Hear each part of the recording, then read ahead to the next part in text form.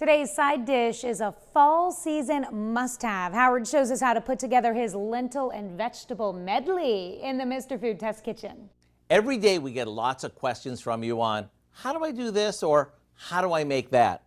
And over the last few months, we've been getting more and more questions about lentils. It seems that these protein-packed legumes are catching on in a big way. And for those of you who aren't familiar with them, they look like dried peas and come in a variety of colors. The most popular ones are khaki in color and are referred to as lentils or brown lentils.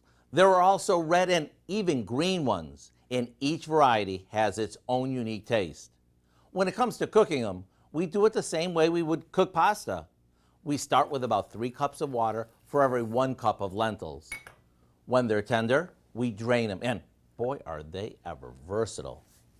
Today, we're tossing freshly cooked lentils with maple roasted sweet potatoes and thinly sliced sauteed Brussels sprouts. What we end up with is a side dish that is autumn at its best.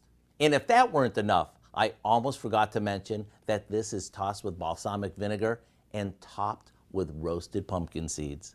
To get the must-have recipe for our lentil and vegetable medley, simply visit our website. I'm Howard with Kelly in the Mr. Food Test Kitchen, where today we found a lentilicious way for you to say, ooh, it's so good.